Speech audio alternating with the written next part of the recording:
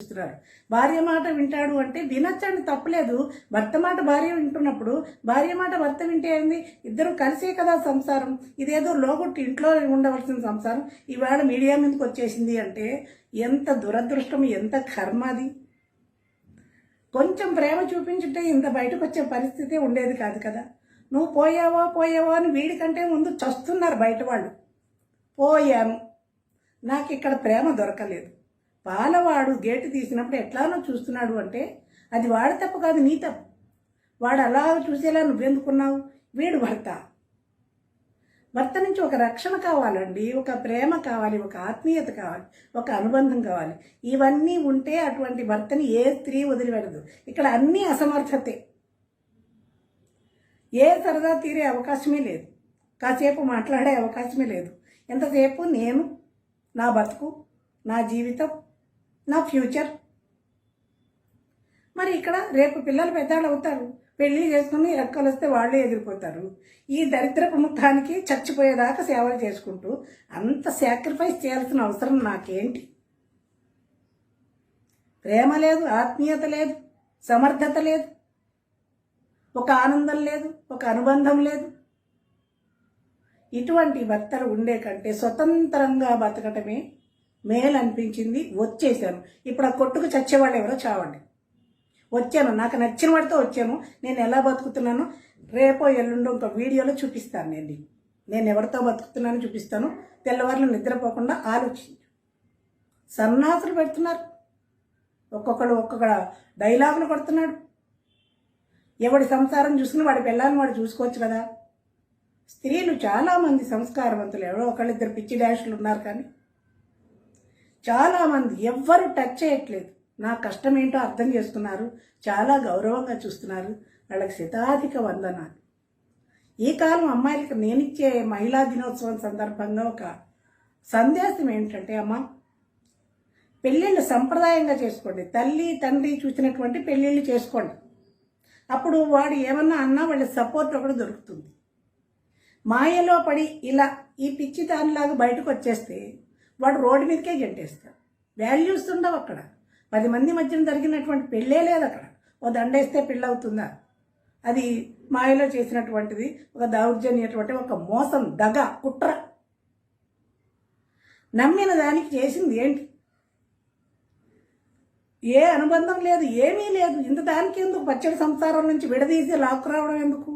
ఇంత అసమర్థత ఇక్కడ తగలబడ్డప్పుడు, చేతకాంతనం ఉన్నప్పుడు, చేతకాని సమర్థుడైన భర్త దగ్గర ఏ స్త్రీ అయినా ఉంటుంది. లేనప్పుడు వెళ్ళిపోతుంది. ఇది తప్పో ఒప్పో నా స్వేచ్ఛ నాకుంది, నేను మాట్లాడుతున్నది అది. ఏమీ లేదు అక్కడ. ఎంతకాలం ఉండాలి? 20 సంవత్సరాల్లో చూస్తుంది, ఏమీ లేదు. చీచా, ఇది నా జీవితం కాదు. 10-12 ఏళ్ళు పెంచిన పిల్లల్ని అంతవరకు తల్లిగా ప్రేమగా నా బాధ్యత అయిపోయింది. ఇచ్చేసాను, వచ్చేసాను. నా ఇష్టం వచ్చిన చోటుకు వచ్చాను, నా ఇష్టం వచ్చినట్టు బతుకుతాను. మీరెవరు నన్ను అడగడానికి?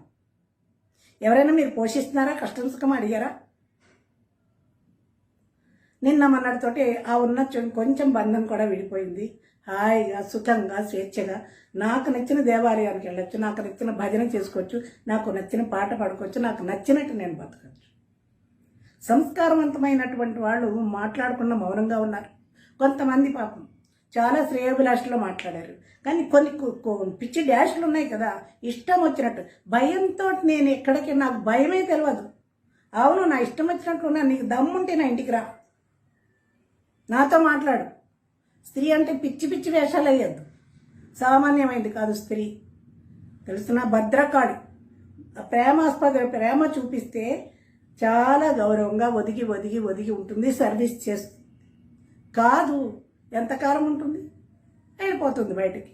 ఈ వెళ్ళిపోయిన దానికి నెత్తి కొట్టుకుని తర్వాత కొట్టుకుని నెత్తి అయ్యో అని కొట్టుకుని ప్రయోజనం ఏం లేదు. కానీ ఎప్పుడు బాధలు మొదటి వాళ్ళకే, రెండో వాళ్ళకి చాలా ప్రేమలు ఉంటాయి. ఎందుకంటే అది కూడా పోతుందని భయం. కానీ ఒక్కడే మగవాళ్ళకి చెప్పేది ఏంటంటే, భార్యను ప్రేమిస్తూ మాట్లాడండి, ప్రేమగా ఉండండి. నేను చెప్పక్కర్లేదు, చేసి ప్రవచనాలు చెప్పేవాళ్ళు చెప్తున్నారు వాళ్ళు ఆల్రెడీ. భార్యను ప్రేమించు, భర్తను ప్రేమించు. నేను అలాంటివి చెప్పాను. కుటుంబం, స్త్రీ కలిసిమెలిసి ఉండాలనే అనుకుంటుంది, సంప్రదాయంగా ఉండాలనే అనుకుంటుంది. దాన్ని దాటేసి తెంపేసుకుని స్వేచ్ఛగా బయటకు వచ్చింది అంటే ఎంత విరక్తి కలిగితే, అక్కడ ఎన్ని బాధలుంటే బయటకు వస్తుంది. అమ్మ నేను సంప్రదాయంగా పెళ్ళిళ్ళు చేసుకోమని సందేశం ఇస్తూ మళ్ళీ నేను కొంచెం పక్కానికి పోకుండా వచ్చేసాను. మీరు జాగ్రత్తగా, ఎందుకంటే సంప్రదాయం లేని చోట ఇష్టమైన పెళ్ళిళ్ళు చేసుకుంటే రోడ్డు మీద బతుకులు అయిపోతాయి. భగవంతుడు నా వెనకాల ఉన్నాడు కాబట్టి నేను చదువుకుని వీళ్ళు పోతే బతుకుతున్నా. స్త్రీకి రక్షణ లేకపోతే కొంచెం కష్టమైన విషయం. ఏ ఒక్కళ్ళు విడాకులు తీసుకుని బయటికి రాకండి, వాళ్ళతోటే ఉండాలి. ఎలా ఉండాలి అంటే తల్లిదండ్రులు చేసినటువంటి పెళ్ళిళ్ళు చేసుకోవాలి. చేసుకుంటే వాళ్ళు రక్షణ ఉంటారు, వాళ్ళతోటి సంతోషంగా జీవితం 100 ఏళ్ళు హ్యాపీగా బతకాలనుకుంటుంది స్త్రీ. ఏ ఒక్కటి ఏదో మంచో చెడో కర్మ కాలి బుద్ధి సరిగా లేక మాయలో పడి బయటకు వచ్చిన దానికి ఇవాళ చాలా కష్టాలు పడ్డా. ఇంకా ఏడవలసిన పని జీవితంలో రావట్లేదు. చదువు ఉంది నా దగ్గర, నా వెనకాల భగవంతుడు ఉన్నాడు, ఆయన అన్ని దారులు చూపిస్తున్నాడు. అందువల్ల నిశ్చింతగా భగవత్ సేవలో నేను బతుకుతాను. స్త్రీ ఈ రకమైన ఆలోచన చేసినటువంటి స్త్రీని ఎవ్వరూ ఆపలేరు. స్త్రీలో ప్రేమాస్పదమైనటువంటి ఆ స్త్రీని ప్రేమగా చూసుకుంటే ఉంటుంది. ఆమెను హింస చేసినాడు ఏ స్త్రీ భరిస్తూ మాత్రం ఉండదు. ఇది సీతా సావిత్రుల కాలం కాదు. కాబట్టి స్త్రీని గౌరవంగా చూడడమే మంచిది. అంతేకాని ఏముందని అక్కడ ఏముంది, ఏమీ లేదు, నథింగ్. అయినా కానీ ఓపిక పట్టావు. ఈ అసమర్థతని లోపడు. నువ్వు వెళ్ళిపోయి చస్తు. వెళ్ళిపోయాను, నాకు నచ్చిన చోటుకు పోయాను, నాకు నచ్చినట్టు బతుకుతాను. Who are you? నువ్వెవడై నన్ను అడగడానికి? నన్ను క్వశ్చన్ చేస్తారు.